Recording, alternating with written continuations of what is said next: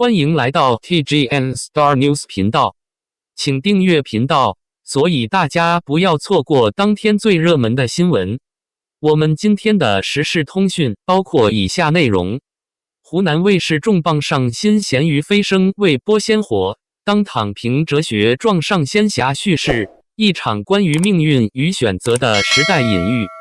在古装仙侠题材逐渐陷入同质化困局的当下，一部以反内卷为核心理念的剧集横空出世，无疑让观众眼前一亮。由咸鱼飞升领衔，王鹤棣与李沁主演，这部改编自晋江文学城热门小说的仙侠剧，自官宣起便持续占据舆论高地。如今确认登陆湖南卫视与芒果 TV 双平台播出，更是让待播爆款的标签逐渐变得名副其实。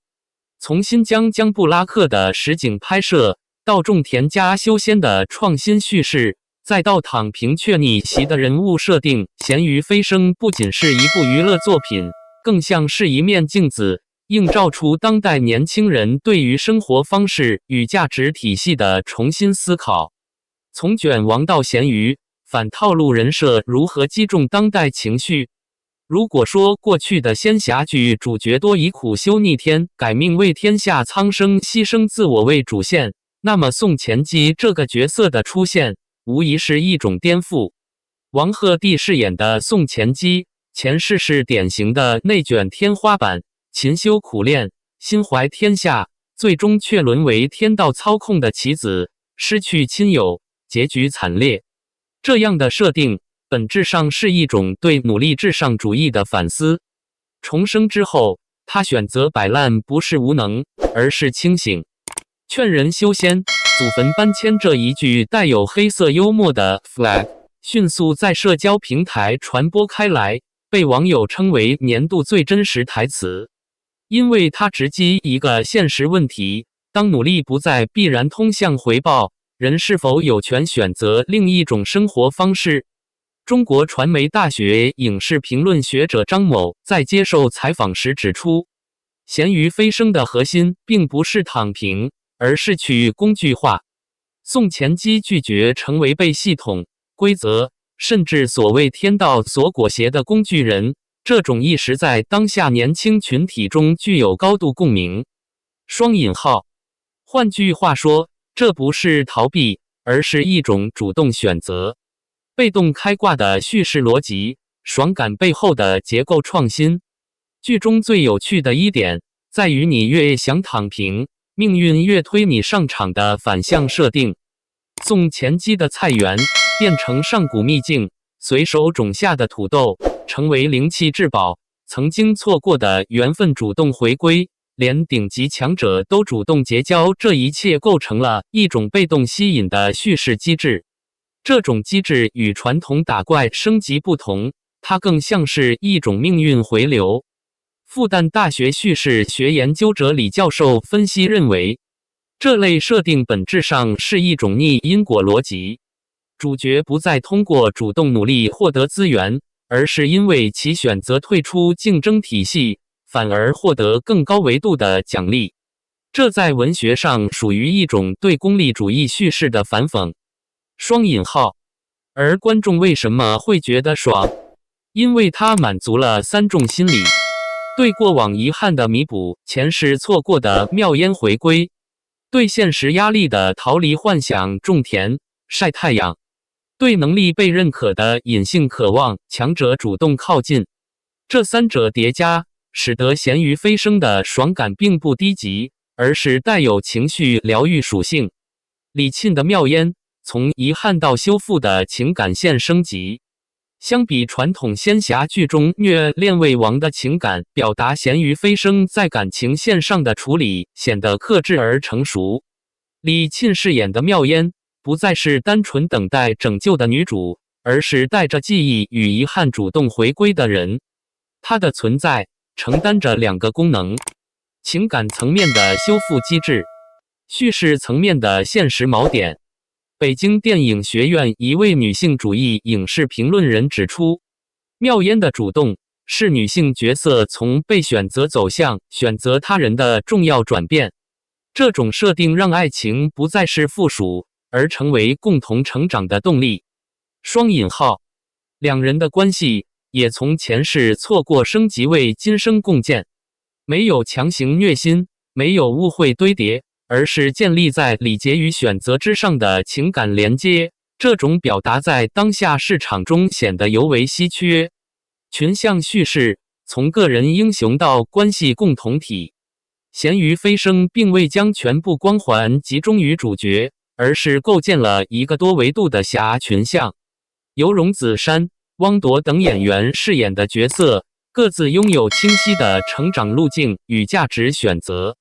这种群像结构带来的好处在于削弱主角光环的单一性，强化人与人之间的关系张力，构建更真实的世界观。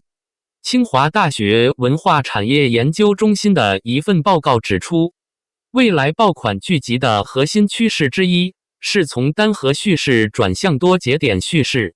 咸鱼飞升正是这一趋势的典型案例。双引号，换句话说，这不仅是一个人的飞升，而是一群人的共振。将布拉克实景视觉美学的降维打击。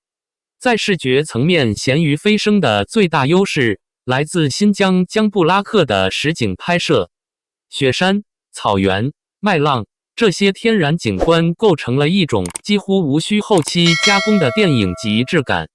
业内摄影指导评价称，相比棚拍与绿幕，实景带来的光影层次与空间真实感是技术无法完全替代的。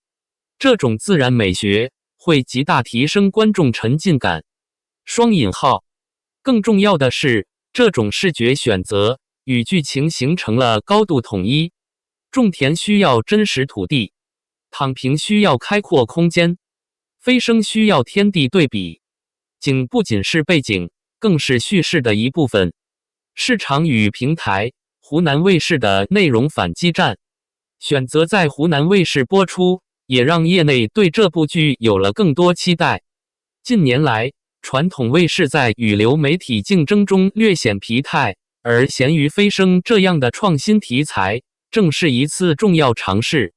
芒果 TV 内容平台主管在行业论坛中表示，观众不缺仙侠，而是缺新鲜的仙侠。我们更看重的是内容的表达方式，而不是题材本身。双引号，双平台联动也意味着更广泛的受众覆盖。电视端，家庭观众；网络端，年轻群体。这种组合有望放大剧集影响力。网友热议从期待值拉满到提前锁定爆款。在社交媒体上，咸鱼飞升的讨论早已形成规模。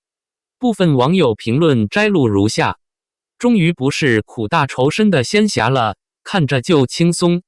王鹤棣这个设定太适合他了，又帅又带点痞气。李沁终于不用天天哭了，期待他的成长型角色。种田加修仙，这不就是我理想生活吗？希望别后期崩掉，前期真的很香。双引号。同时，也有理性声音提出担忧，设定很好，就怕执行跟不上。后期如果还是走老套路就可惜了。双引号。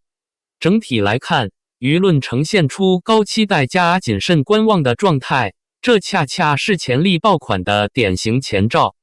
行业意义，一部剧能否改变仙侠叙事？咸鱼飞升的出现，不只是一次内容创新，更可能成为行业分水岭。如果成功，它或将带来3点改变：仙侠题材去苦情化，主角价值观多元化，叙事节奏轻量化与情绪疗愈化。但如果失败，也可能被归类为噱头大于内容的尝试。因此，它的意义远超一部普通剧集。结语：一条最懒的路，或许最接近真实。